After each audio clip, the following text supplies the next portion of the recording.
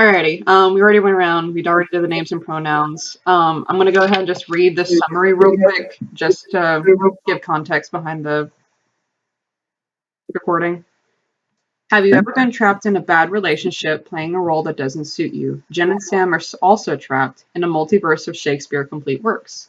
In their quest to discover the doorway back to reality, they notice something unusual about Henry Hotspur Percy. Now Jen and Sam must decide, do they risk losing their way home to help someone who might be like them, someone who does not yet know who she truly is? So, for an icebreaker, I was going to give it to you, Ash. Do you want to talk about the costumes a little bit? Because, I got so many questions. I might, you'll have to cut me off because I could go on about this all day. Yeah, so I don't know, what was my title? I was like costume design assistant and dresser. So I was kind of, well, actually, a little bit earlier than that. I've sort of worked in wardrobe for a bit, obviously, and I worked with the same producers previously, and they were like, do you want to do a couple more shows with us? I'm like, okay. And then signed on to do The Prince, went and watched one of Abby's videos, the social contract one, because I already watched her videos, and she's like, oh yeah, I'm going to be in this, I wrote this show called The Prince, and I was like, fancy your show. So just broke out. It was really strange. And yeah, so I was not the designer. So the main designer was Rebecca. I'll probably talk about her a lot. And then I kind of was brought on to do, a bit of sewing help, and then dressing people during the shows, do the laundry, do the maintenance, and strap people in their armor and stuff. Crazy busy. But yeah, I guess the most interesting thing to me was the transitions, because it ended up being a lot more costume heavy show than we anticipated, largely because of all the transitions and all the changes. So especially, I guess, like Hotspur and Al. I guess something I kind of want to ask what you noticed about it, because I kind of know like what we were thinking, but I think what the audience gets from it is really the most important thing. So yeah, can I just bounce it back to you and what you thought about how people change over the show? I actually thought while I was watching it, I found it really interesting that over the course of the production, I noticed a lot of characters were slowly losing layers of clothing or something similar to that. And if I'm going to be like pretentiously analytical about it, I would say it's about like narratively, kind of like losing your walls and your armor, so to speak, to become a more real individual and stepping out of your role. But I thought that was a very interesting choice, especially with Abigail's character being very armored and closed off at the beginning. And by the end of it, you can see a lot more of the feminine clothing. And it increased the cognitive dissonance when, she's referred to as a man in the various scenarios. I found that a very interesting and well-done artistic touch. Yeah, thank you. I was somewhat involved. But yeah, credit to the designer, because she was brilliant about incorporating also, like, we were working with 3 different time periods, because it's modern and it's also Elizabethan and it's medieval, right. Henry IV. So kind of meshing that all together and have it look a little bit disorganized, but in a sort of cohesive way. Yeah, so there's Abby losing clothing, not losing clothing, somewhat, but losing layers. Yeah, it was something we thought about a lot, because especially, I mean, obviously, I think hopefully it's pretty obvious, like her silhouettes and things get more feminine throughout the whole show.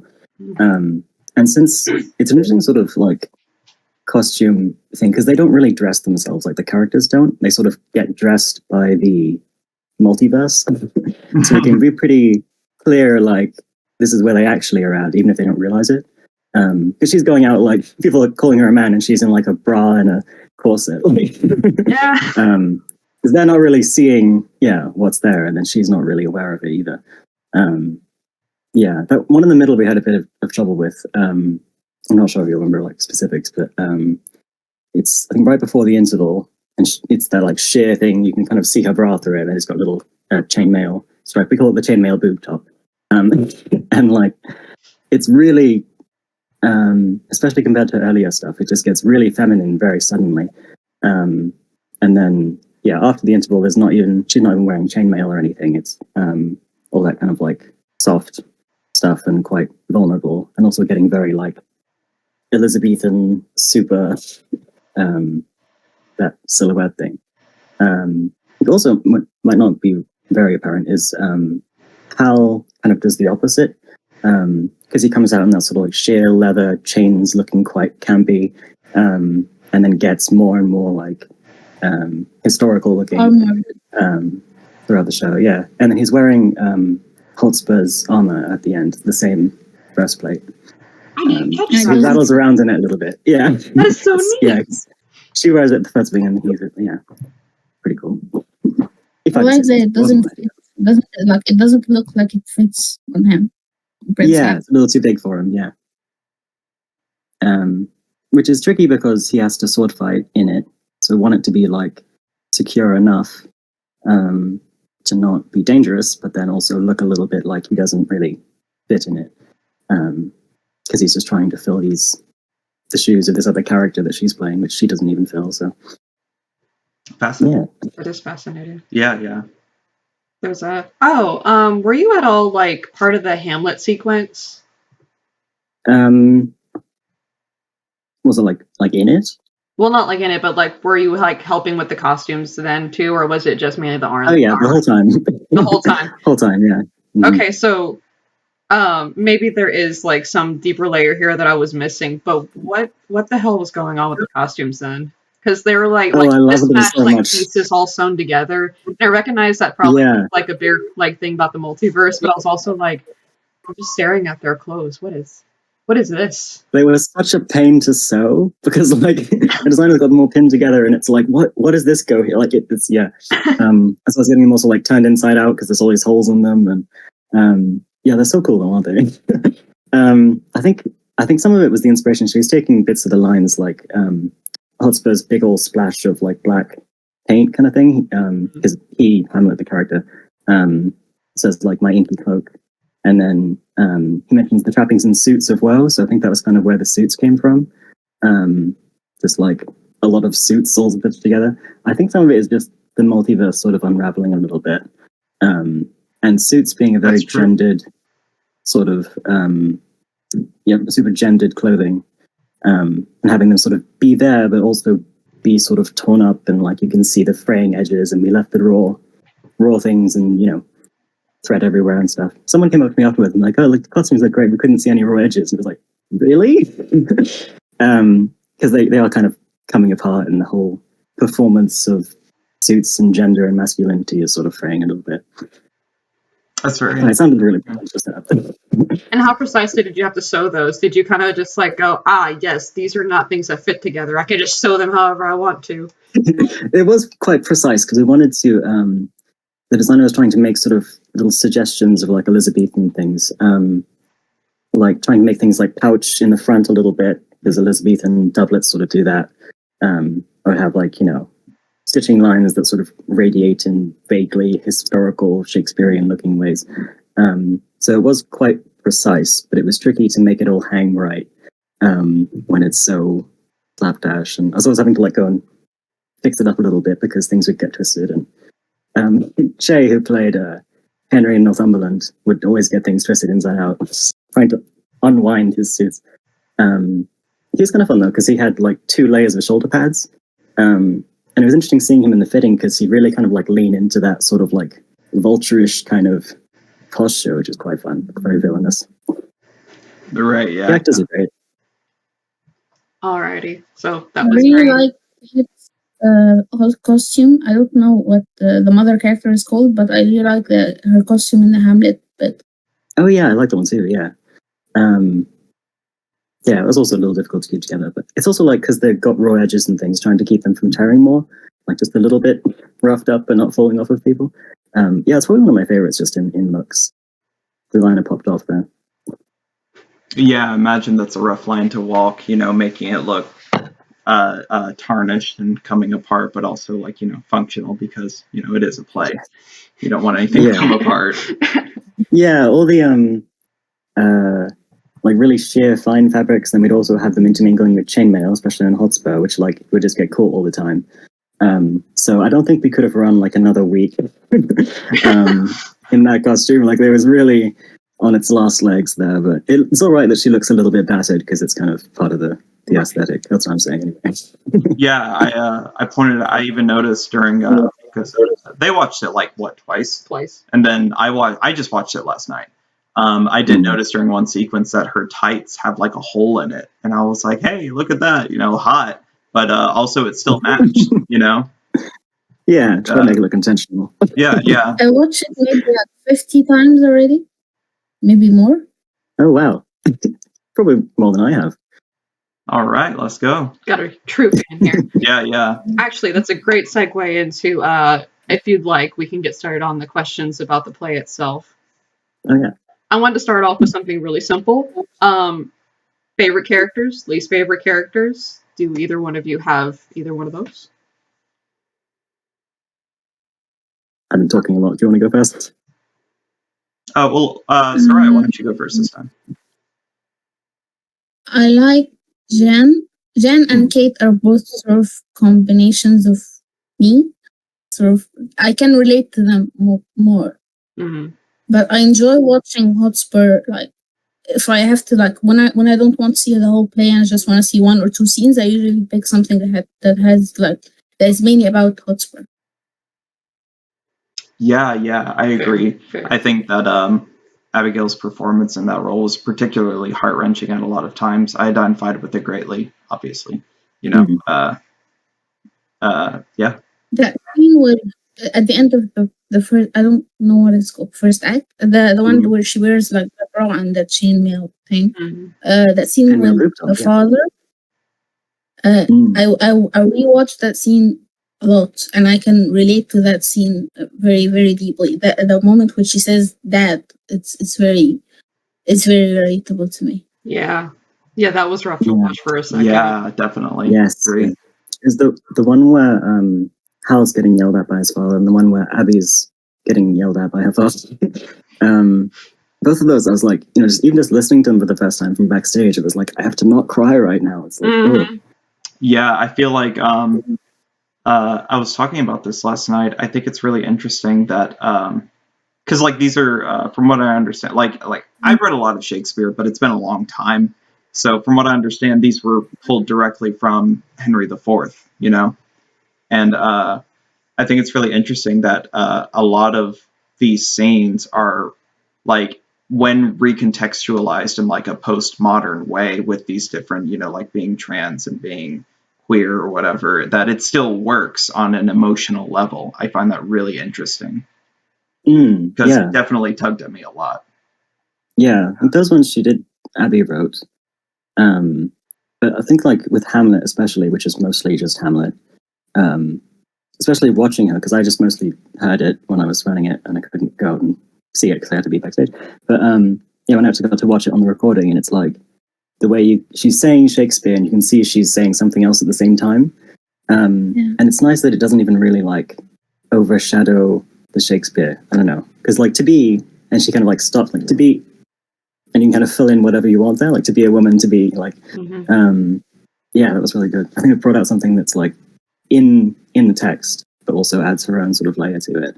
Yeah, I really enjoyed that scene. Her use of the props and walking around during the very, the famous to be or not to be soliloquy was, I loved that. I loved the recontextualization of, I loved the creativity behind taking the existence of, Shakespearean verse and making it mean something wildly different.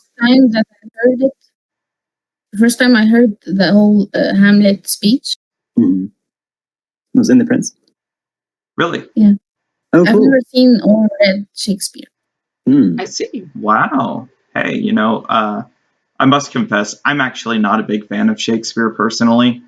It kind of got beaten over my head too much in school, but I did enjoy this performance of various things. Ash, whenever you were looking through PhilosophyTube videos, which ones did you look at?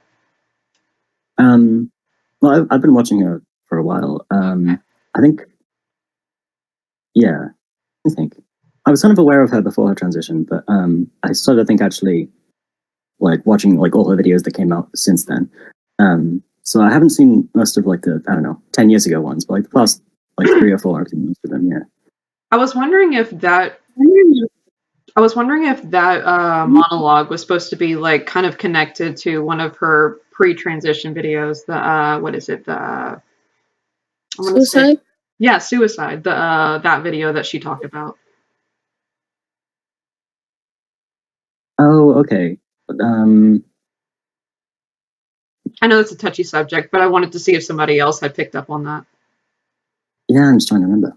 I can't speak to it. I don't think I have seen that one. I'm pretty sure I have seen that video. I feel like that's one that I either consciously or unconsciously avoided. Right. At the beginning, she's as the astronaut, and she's talking to the psychologist, and she starts reciting that monologue.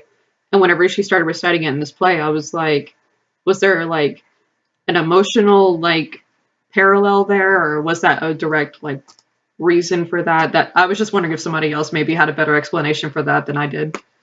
Oh yeah, I'm not sure I've seen that one actually. That one's but yeah, rough. I mean, that one was rough to look. The cosmonaut. Yeah, I remember I watched like half of it. I listened to it like on my way home. I like to listen to videos when I drive, and then like halfway through, I was like, Yeah, I might maybe I'd tap for that. I don't remember, but yeah, I can't really speak to Abby's intentions about things, but it's possible. That's fair. That's fair. True, definitely. Am I the only one who rewatches everything 100 times?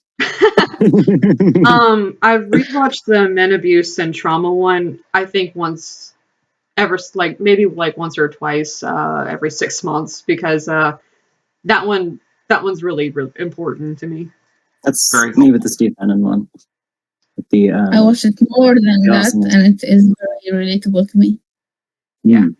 Yeah. Be a PhilosophyTube expert then. Yeah, I know you tend to run to PhilosophyTube a lot more than I do. Yeah. I think she's very, very valuable as a YouTuber, but I have not watched her in a very long time. Yeah. Alrighty. Is it cool if I move on to the second question? Yeah. You have my permission. Alrighty. This one's going to be a long one. So, and if my questions are too dense, for the love of God, tell me. We can break it down to something not as heavy. Shakespeare touches on a few themes that are central to heteronormative values: patriarchy, honor and masculinity, might makes right, and war makes men of us. What is Abigail's criticism of these values, and which did you personally identify with? Hush.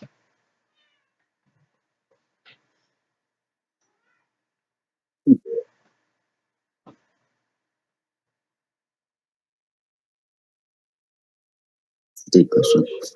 Sorry. And if I need to repeat it, I can. Shakespeare touches on patriarchy, honor, masculinity.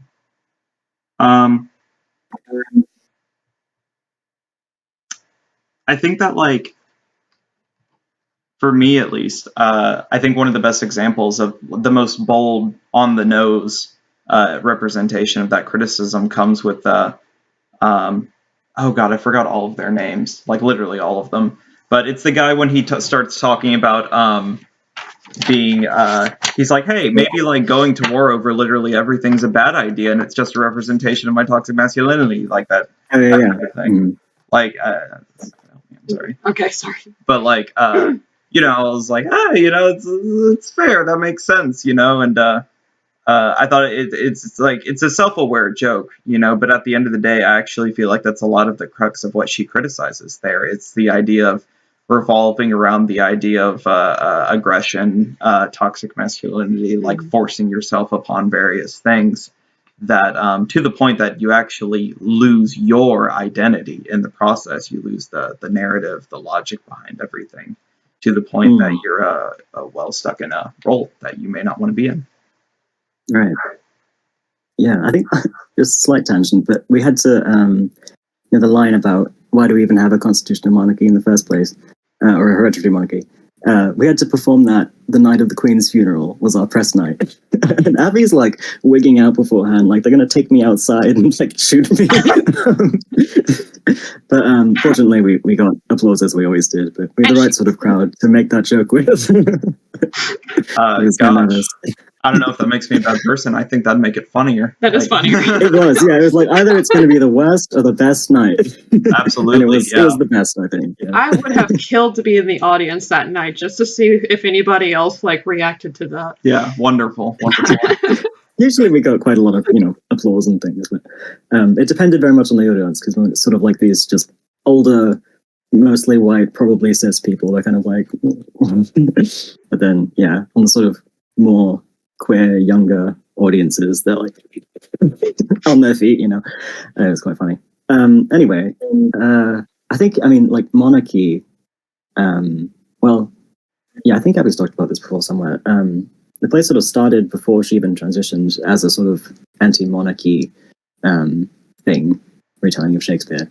I think she said that Jen and Am were like the witches from Macbeth, as sort of like interrupting, sort of meddling figures.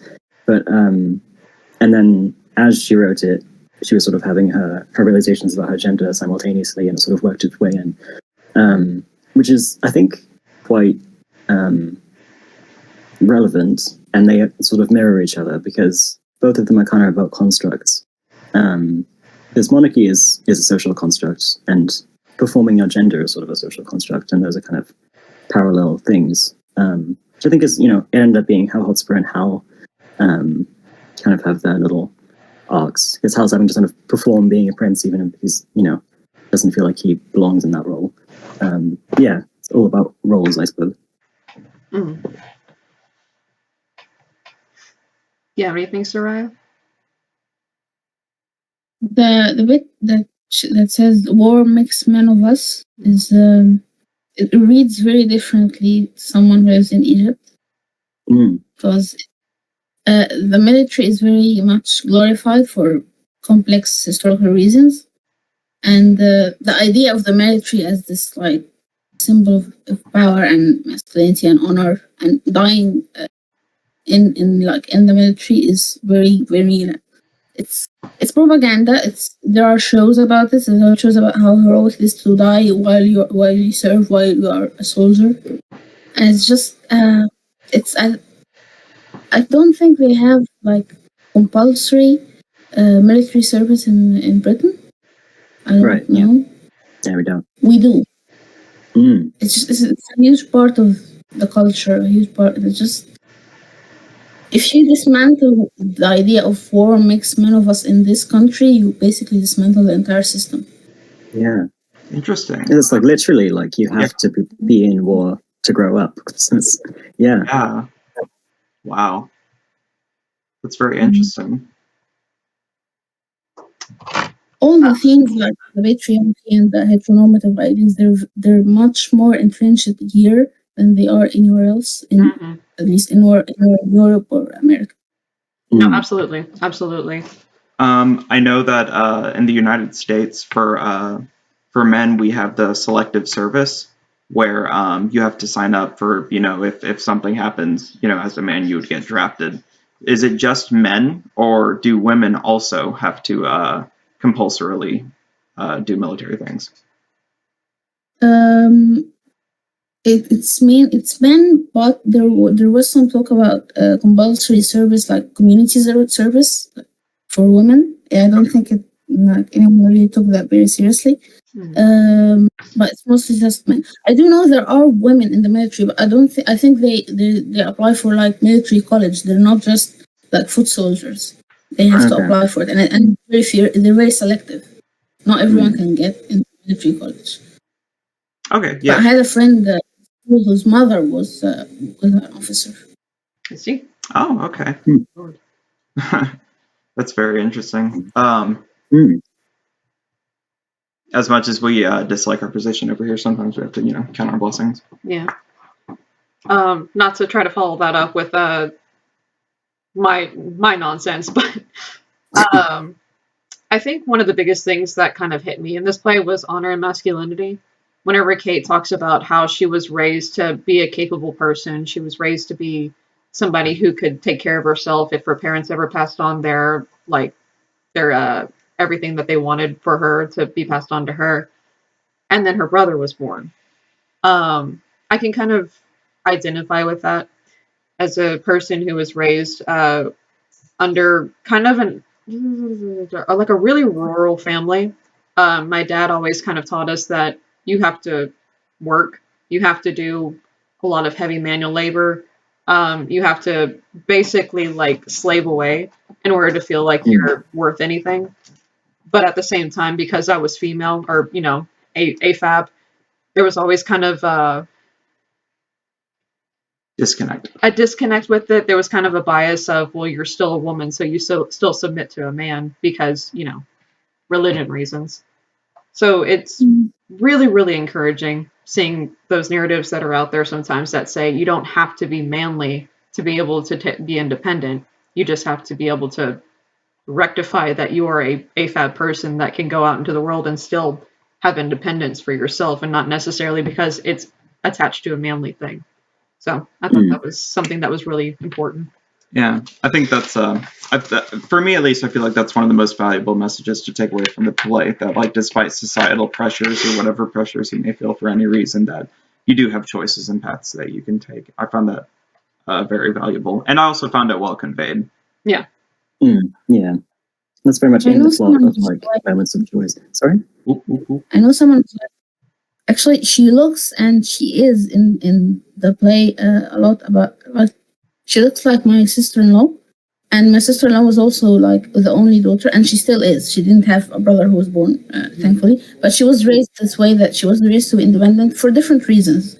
Because her parents, she was sort of what they call in medicine a precious baby, which I hate the term. She was born very late, and her parents were very old, and they were constantly worried about like they would die and leave her alone. So to sort of raised her to be always independent, never like materially or emotionally on anyone.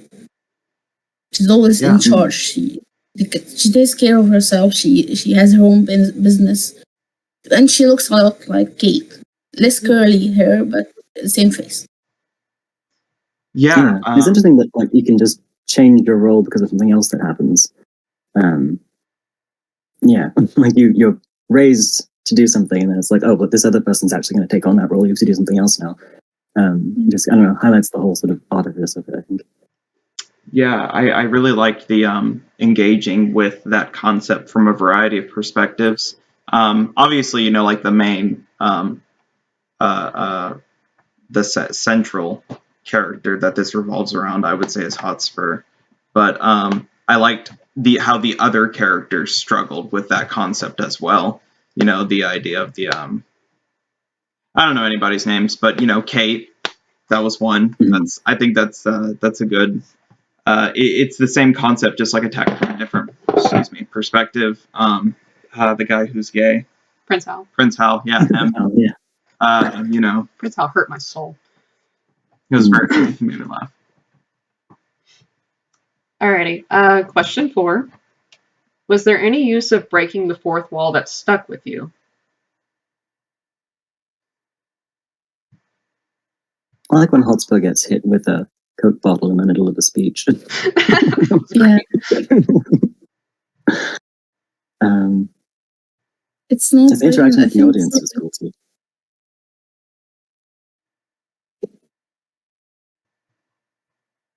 The bit where she said, "Who the fuck are you?" I got scared a little bit. It took me a while to realize she's talking to the audience. Oh, yeah. Was that when she was looking in the camera? Yeah. Very good. That was a little creepy. Usually she picks out an audience member to say it to, but that, of course, it makes more sense to do it in the camera because she's acknowledging the audience. I really enjoyed the right before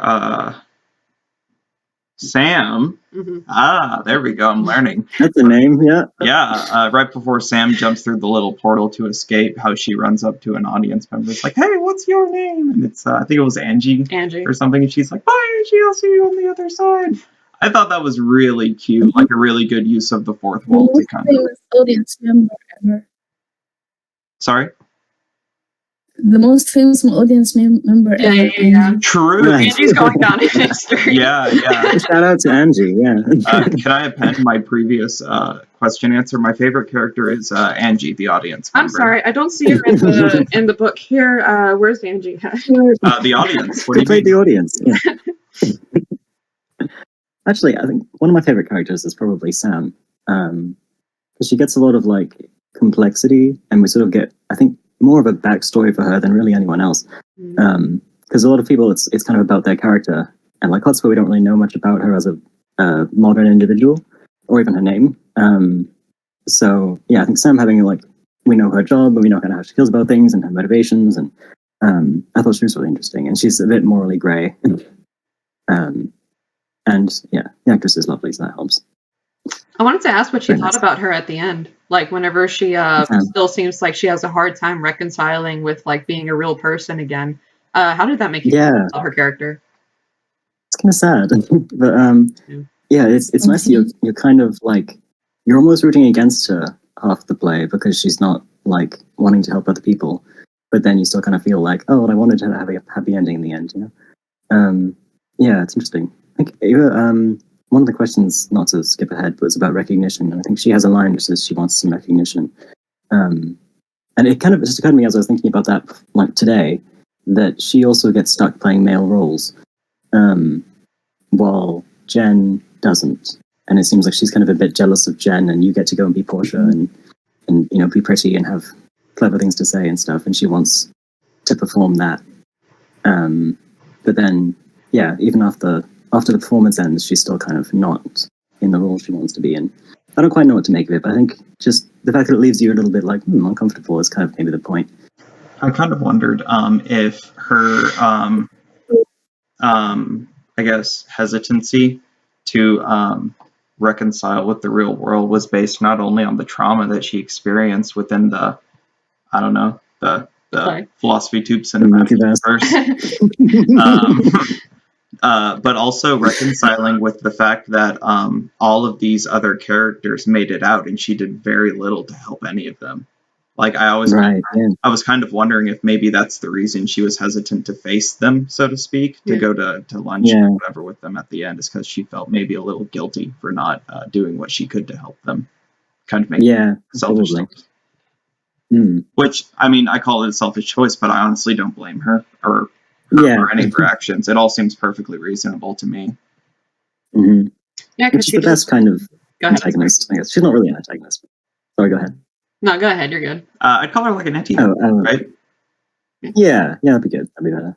Because I mean, she's kind of like somewhat working against what you want to happen, but you understand why she's doing it, and you're not really mad at her about it. Yeah. Yeah. Yeah. It seems that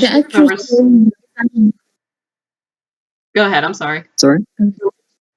I just want to say that actress playing Sam looks like a Roman sculpture or a Greek sculpture. She does. Yeah. She has it's very Roman.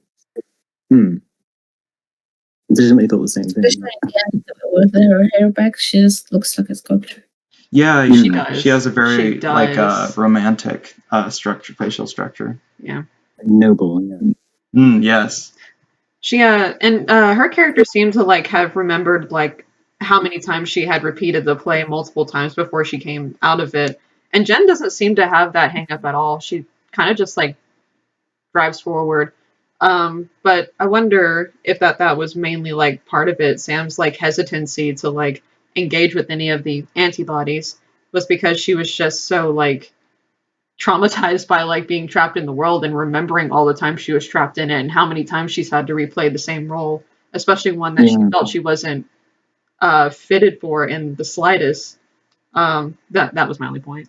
Yeah, I feel like it's I don't think I could genuinely tell which is worse. Like, what kind of hell would it be to completely lose your identity and like play a role that you're unaware of, or to be aware of it the entire time you're doing it over and over again? You know? Yeah. That's a particular like baggage of trauma that a lot of the other characters didn't really seem to leave with. Yeah. Maybe I guess. Machine. Sorry.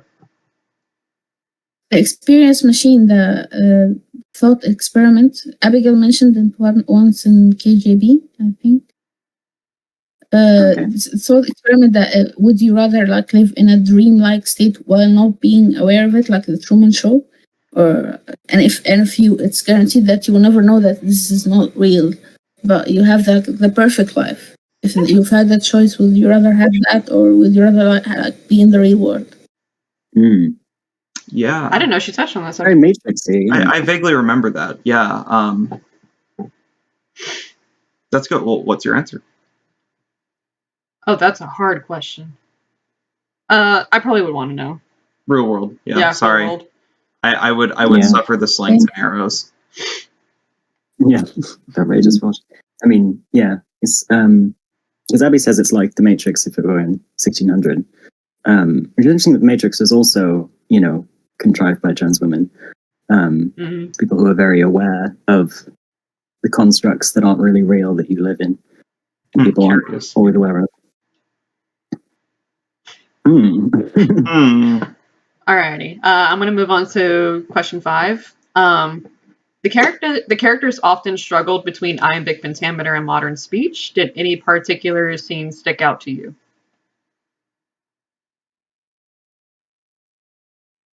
Portia one. Portia? At the beginning, the first thing that Jen was in. Trying to pull Jen out of the mindset. Yeah, that was good. Yeah. I really have to hand it to, let me see, what's her name? I have to really hand it to Mary Malone. Whenever she said she was Brutus's wife, I believed her. Oh, yeah. She said it with so much conviction. I'm like, yeah, that's Portia. That's Brutus's wife. True. Yeah. I've never seen that play before, but I believe her. Agreed. That was probably my all-time favorite costume. Yes, that was very nice. Toga thing. We were just cracking up in the fitting. Yeah. Look at Hawaiian shirt sort of wrapped into a toga. It was beautiful. She's got these little like the pattern on her clothes is these little like columns and statue faces and stuff. We wanted just a little bit of like ancient Roman bits. She's got a little like laurel in her hair and stuff. I love the laurel. The laurel was a good touch. Yeah. Yes, thank you.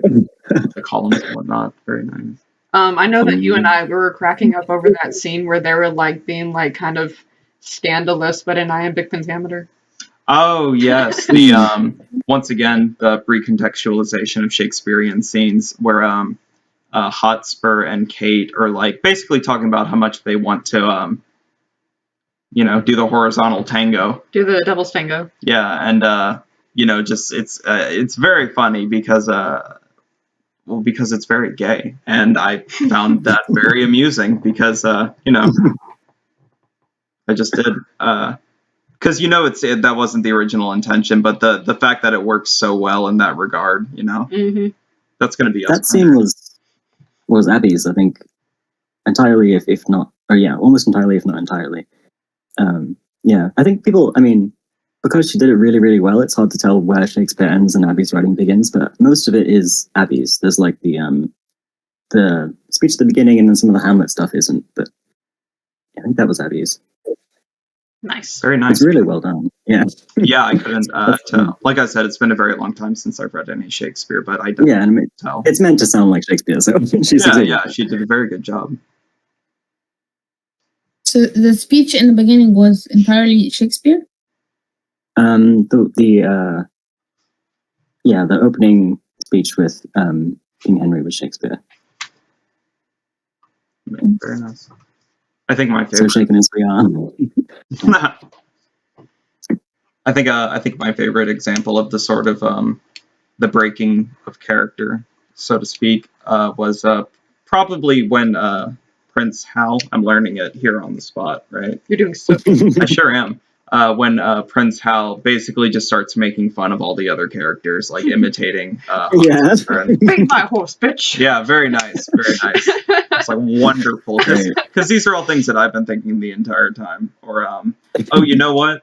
I love whenever Jen starts like criticizing things about Shakespeare in like a self-aware way. Like the whole like I don't understand a bloody word of that. I'm just like, hey yo, it's me. Got it. It's very sympathetic to people who don't get Shakespeare or don't like it. Yeah. Have trouble following it. Yeah. I think my favorite instance was. Oh, go ahead. I need to understand the names because I don't understand. They're supposed to be like Hotspur and Prince Hal both have the same first name, Harry. Right. Yeah. So where did Hal come from? Hal is Henry. Hal's another nickname for Harry. Yeah. It's very confusing. It is confusing. There's a lot of Henrys. 3 Henrys. Yeah. Like Hotspur is not like a last name; it's a nickname. Last name is Percy. Mm-hmm. First name Henry, last name Percy. Yeah. Henry Percy, they call him Harry. And Prince has named Harry. Harry what? Is he a Monmouth? He's Prince. Don't ask me. I can barely get the primary names right. And what is Bolingbroke? Like King Henry Bolingbroke? Is that a name or like a title? Yes. Maybe, yeah. The Royals, the Royal Henrys. Yeah. Henry Bolingbroke. Yeah. It's a lot of Henrys. I assume that was explained in the original play, and that's why I was just like, you know what? These people are named Harry. Also, they have nicknames. The nicknames are important. Yeah. It's just Hal, Hotspur. Yeah. But then they call each other Harry because they're also Harry, but yeah. I think my favorite instance of breaking the fourth wall, or the iambic pentameter, was whenever Hotspur is like, my dad looks like the king. Aren't there supposed to be more people here? And then she, like, when she looks at the camera, who the fuck are you? Like, it's all in iambic pentameter. It's all, like, very measured. And then near the end, she's like, there's just be, like, knights and other people, and something's weird here. And I appreciated that. It was really good. Yeah. I didn't notice that it was the same actor playing the king and Northumberland. Yeah. Until that was such a pain. This is just me for the whole first act as he's coming off stage and I'm throwing something on him. It's just between every scene. Madness. Yeah, the costume department's probably running ragged for that one. Yeah, during the parts I they have to, like... the costume department. Sorry. I kind of was the costume department. It was just throwing things on that guy for the whole first act. During the parts where you have to like rewind and everybody has to go back to their original positions, or like whenever like Jen is holding the map and like literally forcing Hotspur back and forth, I imagine they had quite a workout to like be able to jump up on boxes, jump down from boxes, and then like quickly like go from laying down, getting back up to whatever position they're supposed to be in. That looked like it was so strenuous, and props to everybody who like got through that without, I don't know, having to end up in the hospital or something. Yeah. And poor Joni, who played Sam, having to chase Jen around at the beginning of the second act. She's like booking it backstage. A very kinetic play. Oh, yeah. Also, speaking of moving around, I do like the set designer making it sort of chess-like for the checkers. They're kind of being, manipulated, and it's got sort of king connotations. That's very smart. Yeah, we tried to sort of mirror it in the costumes, have all these sort of like checkers and things. Like Abby's Hamlet stuff has a lot of checks in it and stuff. Yeah, the tights. It's also kind of a very Tudor. Yeah. Close attention to the tights. I asked if they wanted me to wear tights like that. So many layers. Anyways, I'm sorry. Next question is, besides showing the character struggling with Shakespearean identity, what criticism is Abigail making about identity on a broader scale? I mean, we kind of touched on it, but if there's anything you wanted to go deeper into, this is a place for it.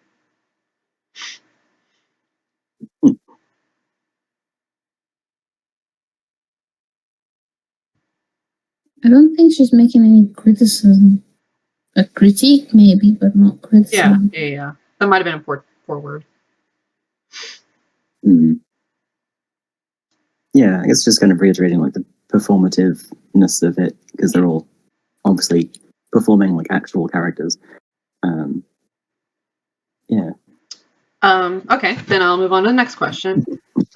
Is this a successful re-explaining of a heteronormative tale? She takes a trans narrative and puts it in something that's normally cis-hetero, like Shakespeare. Was this successful to you, and maybe why was it successful? It was honestly successful to me. I've never actually seen Shakespeare, so I have no idea what the original was. That's fair. So yeah, I was just going to kind of push back a little bit, I guess, because I don't think Shakespeare is that cis-heteronormative. Like, I think especially for the time, like, there's a lot of gender bending, especially considering that they would all be played by men. So it's sometimes like men dressed as women, dressed as men, dressed as women. Right. It's basically just, you know, a big drag show, and he really plays with it in the text and stuff. Sometimes people talk about, like, you know, queering Shakespeare, and it's kind of like, that's kind of redundant. But I think it's been limited in the way that it can be performed in the centuries since a lot, or, you know, interpretations that people impose on it. But there is a lot of material in Shakespeare, maybe not Henry IV as much, but like things like Twelfth Night or As You Like It and stuff, which is very, very gender bendy, and the, you know, men falling in love with women dressed as men is a little bit by a little bit, a little bit, stuff like that. So you can, like, you can perform it in a way that really teases those out and brings them to the surface, but I don't think it's necessarily imposing something different onto it, which is what I really liked about it. It kind of gets into that side of Shakespeare that I think often goes underappreciated. Yeah. Once again, I don't like Shakespeare very much, but I really liked the recontextualization of the trans perspective, and the reason for that is because I am trans and identified with that.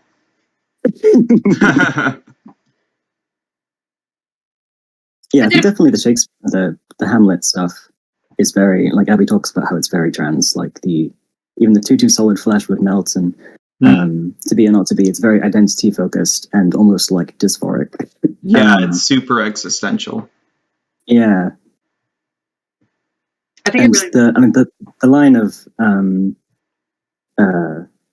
Claudius calls Hamlet his son, and Hamlet later says, like, "Nay, I'm too much in the sun." That is actually Shakespeare, but it's so perfect for that moment. It's just, you know, I'm too much of your son. I don't want to be. That's beautiful. It's almost uncanny, you know. Very clever. Yeah, it's like it does. Yeah, it's one of those things. Like, did Shakespeare mean to say that? Yeah, it works almost too well. Hamlet's been trans this entire time. True. Hamlet said trans rights. Yeah. Would you go against Shakespeare? Which way, Western man? Like, I do appreciate Prince Hal. I've never read King Henry IV, but Prince Hal being like the son that's always constantly like being disapproved of because he's gay. That absolutely resonated with that. Like, I don't know what the original context was, but I refuse to believe it's anything but he's a gay man now. So yeehaw. That's fair. Yeah, it does. Yeah, it does work really well. I remember taking that approach to the character when I read it in college. I always kind of like interpreted that. People disagreed with me, but, you know, I'm objectively correct on every front, always. So right. Yeah. You should try stop being wrong, and then they that's what I said. It's not my fault you don't read correctly. Right? It's almost cheating putting like daddy issues in a play whenever you're like giving this to LGBT community.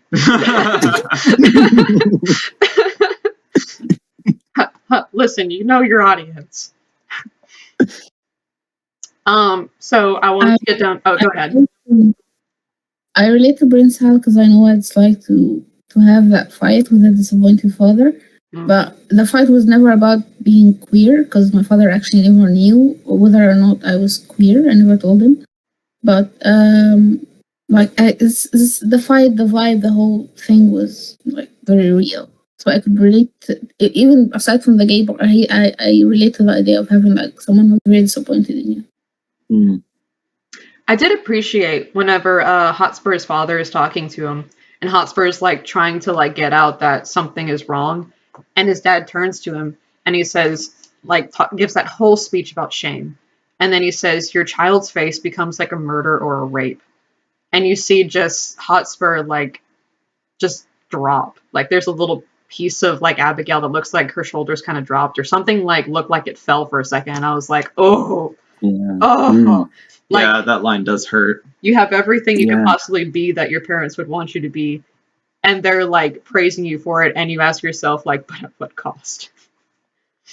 That was chef kiss. It's fortunate that I had to be busy during that scene, because it just never stopped being really poignant. It's like, you know, after hearing it 45 times, it's just like, I gotta go do something. This is too much. And watching it for the first time, it was, even worse because you get to see her reactions because she's not really saying much. And to see how it's affected him. Like, he doesn't realize what he's saying. I think is also what a lot of parents do, is the kids don't feel safe telling them, and then they'll, say something like, oh, those people, and not realizing they're talking to them. It's different. I know with my parents, they've said very hurtful things to me in the past that I'll bring up like a long time, like down the line, be like, hey, this messed me up. And they'll be like, what are you talking about? I never said anything like that, or I don't remember that, or whatever. Yeah.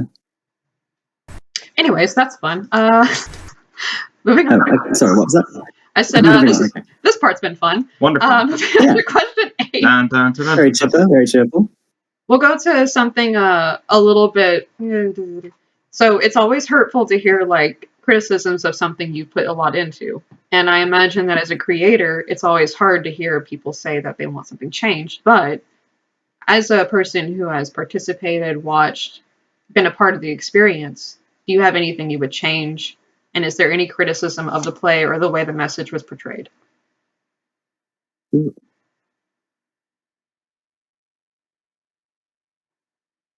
I shared a bit of a chat about this with the guy. I won't say who said what, but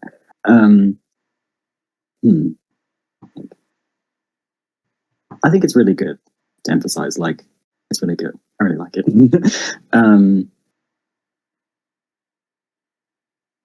I think, I don't really know how I'd fix it though. Like, you don't, as I mentioned earlier, you don't really get to know Hotspur, the person.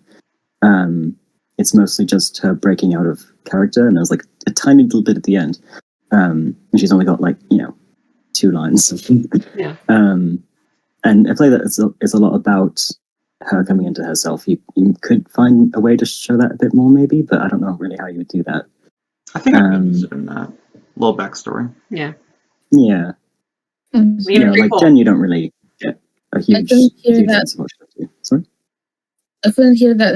The connection, I think, was lost. Oh, who, me? That last bit. I'm sorry? No, Harper. Oh. You said something? Did I? I'm sorry. I say lots of things. What did I say? Gotta lock that down. You would be interested to see what Hotspur's like backstory is. Yeah. I think this, a lot of the, like you were talking about, a lot of the strength of Sam's character comes from that one little like monologue she has about her experience being trapped in the play. And I think that's really interesting in it, like the subtle characterization at the end of her kind of not getting over everything. It speaks to a lot, and I think I agree. It would have added a lot to the play to see that in some other characters as well, especially Hotspur, since the play seems to revolve a lot around him and his journey. Right. Also, I guess him. Kate. We tend to say her just for the whole thing. Consistency. That makes sense. It's hard, discussing the Shakespearean male character, but knowing that. Right. Yeah. Yeah, because like the character is still male, but there's a woman performing it. Yeah. I think same goes for Kate a bit, and also that was a bit early on. We got told all the characters and their pronouns, and Kate was she, and then like right when we started the show, it was updated that they went by they, which didn't actually change the script at all, so it isn't clear at all in the show. I'm not sure if it maybe was to make the actor more comfortable because they're also a they, but that didn't really, I think, come across because it was so last minute. We kind of tried to put them in like the last scene there in like this sort of blazer blue pantsuit kind of thing, but that doesn't mean that someone's non-binary, so it doesn't really translate.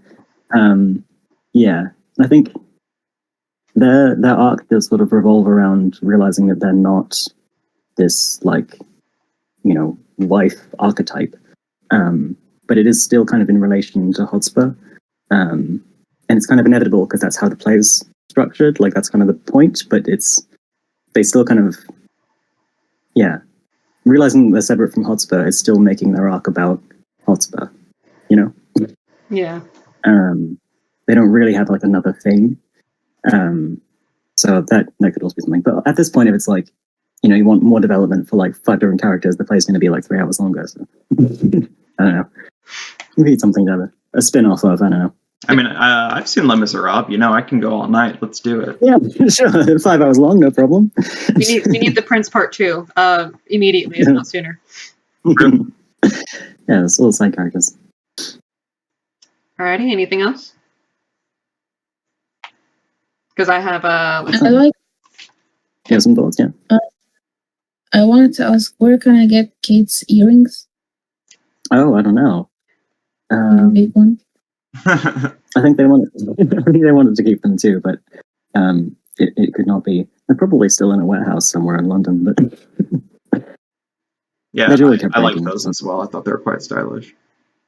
They also had like a transition costume transition even, of being very like Elizabethan and then getting a bit more modern and a little less like really feminine as they went along. Yeah, we wanted to do like have some more like patterns and things that they're sort of getting in touch with some more like Black culture, because they do that a little bit with how they speak in their accent and things we want, but trying to like, we're going to have their hair sort of bound up really tightly at the beginning and then sort of have it come out, but I think that was just too complicated having it happen backstage while we're doing everything else. So yeah, it was there instead. Sorry, early hair is a problem. God, I don't envy the struggle, man. Nice. I have question 9 ready to go.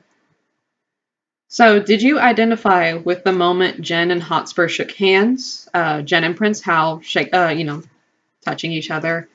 Did you have a Diet Coke in your narrative with that, whatever it was that got you where you are today? Like the one moment of like recognition. Yeah, the one moment that you kind of realized, okay, oh, this is not my assigned goal that I want to be a part of. I want to do something else, but I feel that I'm going to get pushed back from it. Okay. My Diet Coke was a friend, close friend of mine. But she was the first one I came out to, and she took me on a trip with people who are very different than the people that I usually interact with, and I just felt very comfortable and seen. I couldn't go on the same trip again, and I couldn't find anyone else like them. But it was a very important moment of recognition for me. That's wonderful. That's very nice. That's very good. Yeah.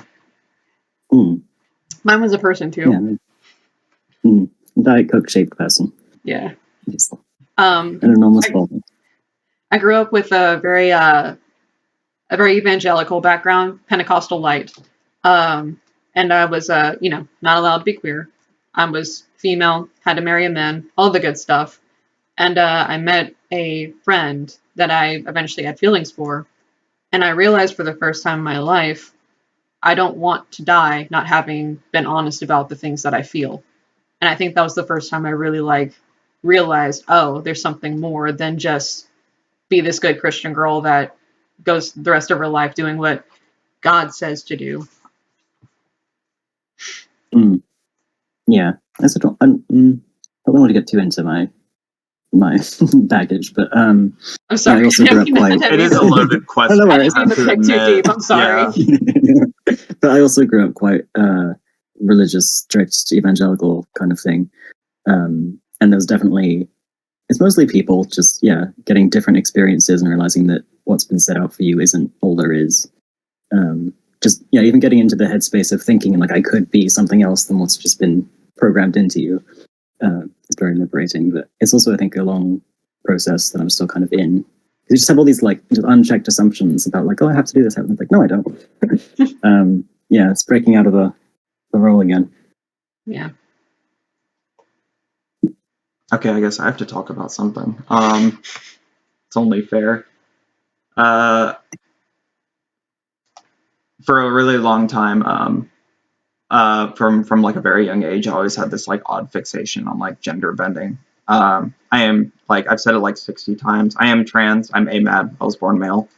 And for a very long time I had that fixation on that, like that kind of media, that kind of concept, all over the place. It always I would always fixate on it, and I never knew why for a long time. The answer is it's recognition. That's me. But it wasn't until I got to once again living in Louisiana's Bible Belt, especially 6 or 7 years ago. Yeah. There wasn't a lot of information about transness or therapy or anything like that. And I met a trans man in college who I talked to a lot about his journey. And that's when I realized that this thing that's been sitting in the back of my mind for all this time is actually achievable. I don't have to bottle it or ignore it anymore. And, it was very liberating. I mean, it was very difficult. I was engaged at the time to a girl who, dumped me after I came out. Turned my parents all sorts of crazy ways. I kind of just turned my life on its head. But obviously it was very worth it, and I regret nothing. But yeah, I feel like people are a very big influence in kind of steering the course of your life as far as that influence goes. To say that the Diet Coke, I would say it's more of Jen than anything in the context of the play. Yeah, no, absolutely. Yeah. Because I feel like it was her tenacity, her perseverance to the idea of freeing these other people, that really allowed them to get free. The Diet Coke was a tool, but I feel like Jen was the real catalyst. That's true. Yeah. Mm-hmm. And it doesn't have to be. Oh, go ahead. I'm sorry. Just we're thinking about that because she doesn't really have much of a costume journey. She's just kind of mostly in the same thing with some little bits on and off throughout, because she's already quite confident in who she is. And I mean, apart from being knocked out of being Portia, but she's found her identity kind of thing. So we wanted her to be sort of stable. Stable in a consistently chaotic way.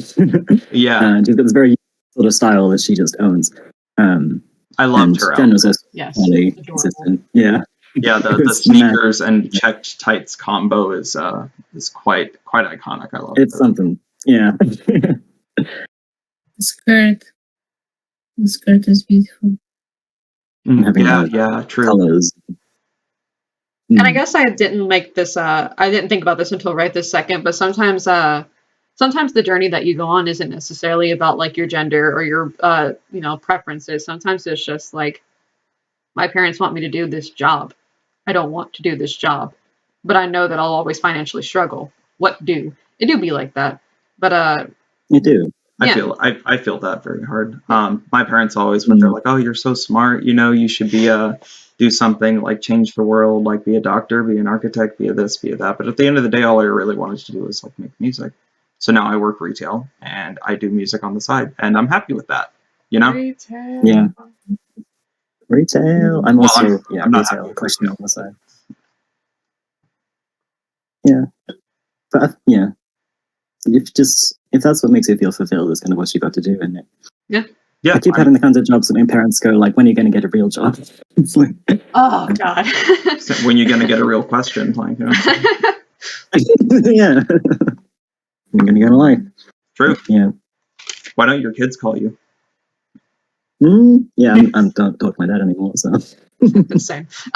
You can't ask the question if you don't talk to them, huh? True. Alrighty. Dead, so. It'd be like. Oh, sorry about that. Yeah. Too. Not much to talk to anymore, so. That's true. Alrighty, so looks like we're hitting at an hour. That was all the questions I really had, and I think I pried a little bit deeper into your personal lives than I meant to, and I do apologize for that. But if there's any lasting questions or lasting discussions you guys wanted to have, this is all for y'all. Oops. I've got rid of you. I don't want to do that. I took some notes. I'm going to try and open my notes app if I can find it. Sorry, can you hear these things? They're on my side. Some messages from work. I think there's something about identity that's and it's more about the video she made, identity, that there's something about it that resonates with me. The idea is identity is a mosaic, the phrase she used.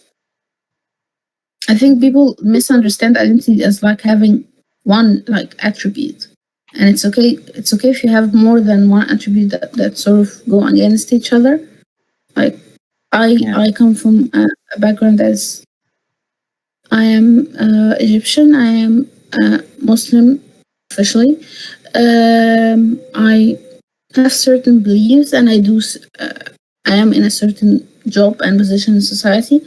I have my beliefs, my identity, the person that I am with my friends, the person versus the person that I'm at work. They all sort of seem against each other.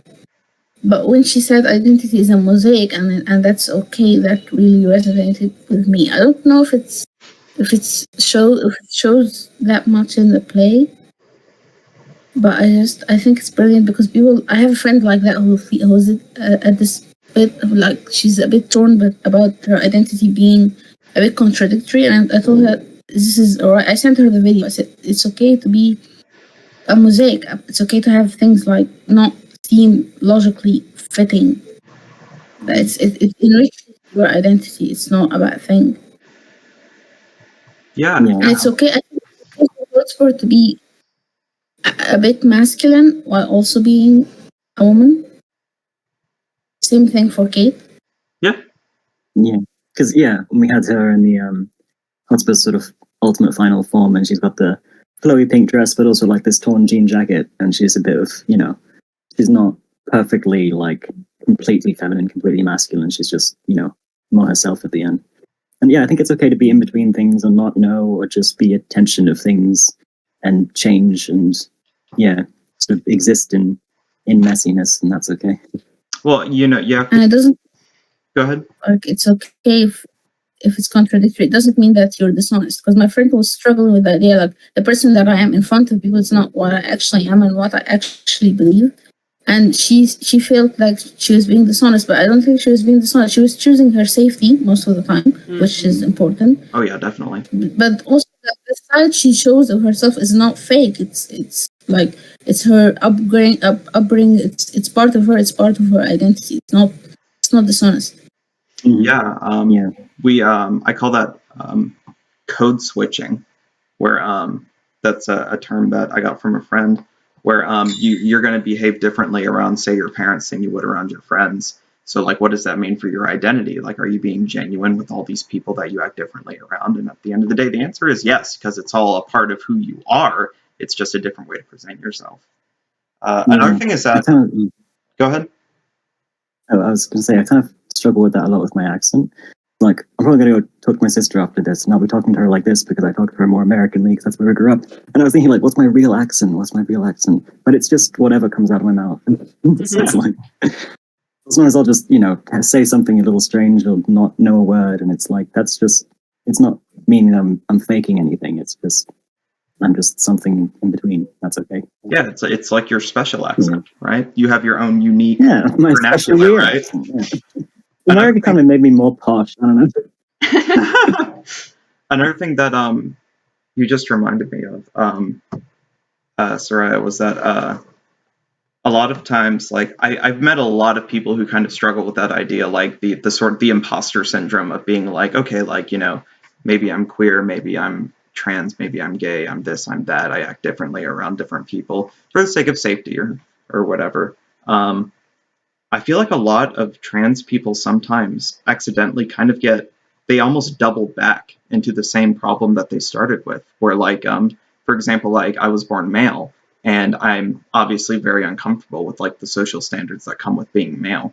But I feel like some people after transitioning to female get very obsessed with the idea of maintaining the female social role. Like they almost get caught up in the social pressures of being female now, which at the end of the day, like, you don't transition because, you want to fit a different social standard. You transition because you want to be comfortable.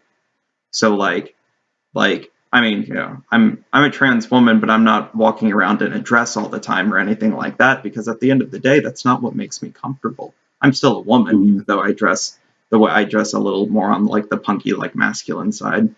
But because at the end of the day, like I said, it's about being comfortable. It's not about fitting the standard. You don't have to fit the any stereotypes or social pressures. It's not disingenuous to be comfortable as a gay or trans person.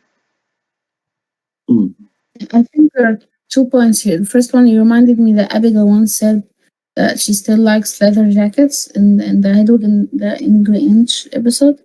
I also do. She sort of made peace with the idea that there is still part of her like older self that she still likes.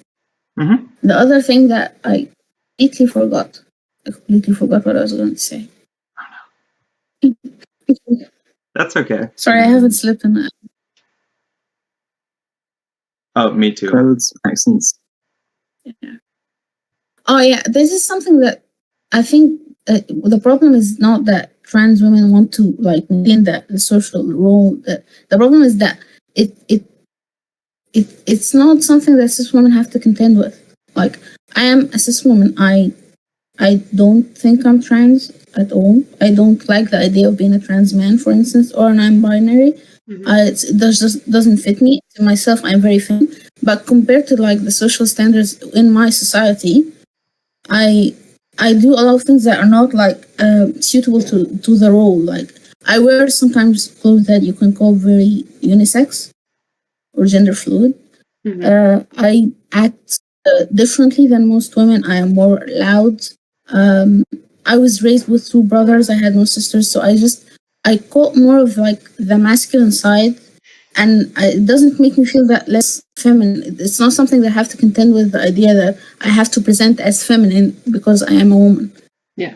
But like it seems unfair. Like, if you're a trans woman, you do that to yourself. Like, it's okay to wear masculine clothing and still be like a woman. It's fine. Right. No, yeah, I completely agree. Yeah. Alrighty. Well, if we have reached our closing remarks, I want to say thank you to both of you. This has been, I came for copper and I found gold. Everything has been great. If you're on social media and you want to be reached out to, you're welcome to put that here, and I'll leave that in the timestamp if I post this. Any projects that you have in the works that you would want people to be aware of, or if you just want to talk about it. And if you have a favorite quote from the play, drop that before you head out. Or we're speaking to like a potential audience. Yeah, because I may possibly post this on YouTube. Oh, okay. Sure. I'm not on social media. Please do not contact me. I will never speak to you again. Okay. Thank you.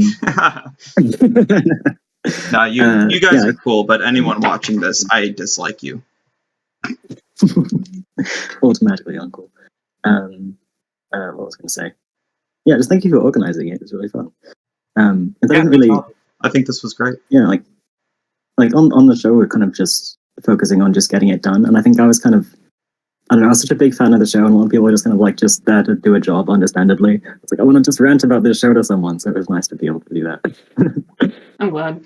I think it was a really good, like, well put together production with a lot of nuance that's really difficult to kind of, it definitely wasn't like a popcorn flick type thing that you kind of just go enjoy and don't talk about again. It was very, yeah, it was really makes you think. Yeah. Very, like, I'm not sick of it after listening to it like a million times, so that says a lot. True. Yeah. Right. Still hits the same. Yeah. Alrighty. Yeah, I can drop my handles whenever. I think my favorite quote will be the war makes men of us, because, as I said, it's very entrenched in our culture. And the way she said it was very war makes men of us. I don't want to shout because outside, but it was very like proud. It was lovely.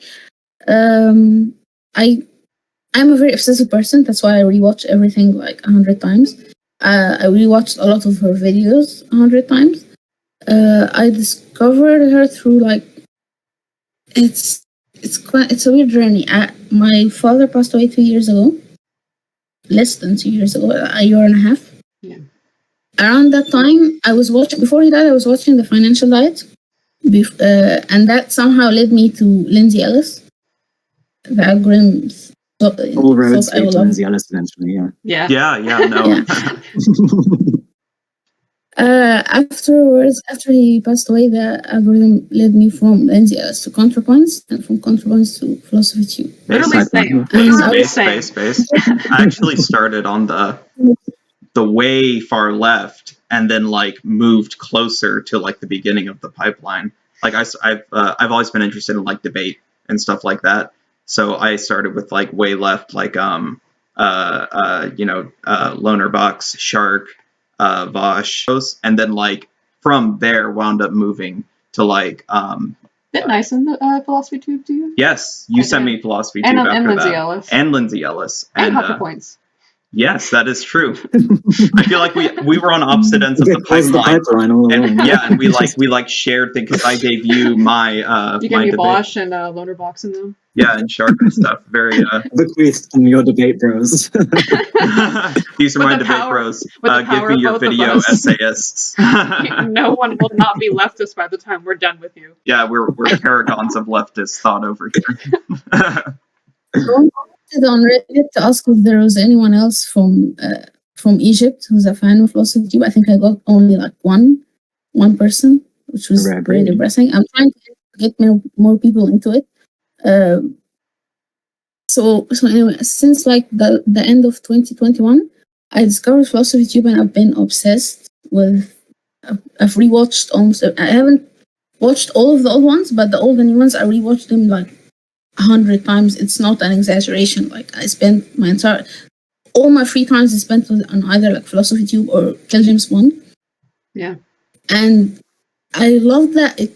I wish that I had known this channel before my father died, because it would have given me like the words to use in an argument. I guess I needed that. I don't know. Yeah. People can't always be argued out of what they believe, because they don't necessarily have rational reason. I don't know your dad, of course, but like, I think people want to listen. Yeah. My own thing, I need to win the argument. Oh yeah. Mm. I think it's a bit more like emboldening and satisfying to even if you can't like necessarily change someone's mind or move them from a position, to know that at least you elucidated your point like as thoroughly as you could, and did at least the best you could. That's how I feel, at least with like my parents. Like I remember huge arguments we've had in the past that always ended with pretty harsh things being said towards me, that I wish I had the rhetoric that I do now to have just like tried my best to like at least get my point across, if not move them from where they were standing. So yeah, I understand where you're coming from with that. Yeah. It's also I really want to see the Friends live. Oh, sorry, go ahead. So, it's difficult trying to draw the line between feeling like you're responsible for like keeping people back from the far right, basically, but like, and then also the toll it takes like on your own mental health. Like I just can't engage with this sort of these sort of ideas constantly. Yeah, absolutely. Which is a really hard line to draw. Yeah. Absolutely, yeah. It's sometimes like, and I've met people like this where you just have to like, when I was younger, like I was very like, I can do it. Like everybody come at me, I can do it. But like now that I'm older, I realize that, like you were saying, it doesn't really work with everybody. And sometimes you have to kind of just pick your battles, it's definitely sad, because you feel like you're giving up on them. But at the end of the day, they've kind of given up on themselves. Yeah, because bigotry isn't necessarily, never really rational. So you can't logic people out of it. It's more of how they feel about things, and you can't Facts over feelings. Yeah, because why all of our Diet Coke bottles were people and not arguments, Mm-hmm. Because getting to know people is what actually changes you. Yeah. Deep thought. Alrighty. Well, did you guys want to leave social media for anybody to reach, or if not, I will end the call. I have a Tumblr account under the name Soyara-Q. Yeah, that's the only one I can't share. Because everything else is like my name, my job, and it's not. But do not panic when you like open my Tumblr profile because it's not very safe for work. So that's a SORAYA-Q. I just want to write this down for a friend. Yeah. Listen, Tumblr in general is not safe for work, so. True. You know, I feel like people know what they're getting into, right? What I about follow you? like Oh, sorry, go ahead. I follow Alice, I follow Kelly, I follow PhilosophyTube, and I follow one more account that's very, very, very nonsense. It's the Holy Trinity. Wonderful. I'm Ash and Tom on Twitter. Asher writes on Reddit. I don't do a whole lot of social media anymore, but yeah, I am present. Alrighty. And you said no. Okay. Yeah. Sorry. I mean, I joke, but I'm really not on any social media like at all. I'm sorry. Again, thank you, Asher, for your contributions to this great production. Thank you for joining us today. This has been completely wonderful. This was an enjoyable experience. Yes. I hope you all a good rest of your day/night, whatever the hell's going on in Thank your you. world. Thank you for taking time out to join us and discuss. Thank you, Soraya. Thank you, Michelle. Be good. Wakanda forever. Awesome. Good combo. Thank you. Thank you for organizing it. It's great. Sorry? One side note, I noticed something about you, Harper, that I really like. That you have the same take that I used to have, which is you blink a lot. I do. People make fun of me for that all the time. Yeah. I used to do that. Now the take moves down through my body, so I move my arm now. But like for years, I used to just do like that, and it's just tell me, is there something in your eyes? And just like just the way I am. For me, it's an autistic tic, actually. Yeah, it's like it's a stemming type thing for me. It just makes me feel better. I do like a thing with my hand sometimes as well. Yeah. The problem is that you don't notice it, but after a while it starts to hurt. Like my joints hurt, my hand hurts. Sometimes my brain, my head hurts because I'm doing this. Yeah, definitely. Well, I'm so glad to have some recognition for this. I'm not a recognition. Yeah, let's go. Yeah, that was it. It all came right back around in the end, right? That was my Diet Coke. Thank you. All right, you guys be good. Have a good one. Take it easy. Yeah, it's nice to meet you all. Thank you. Nice to meet you too. Good chat. Bye-bye. Night or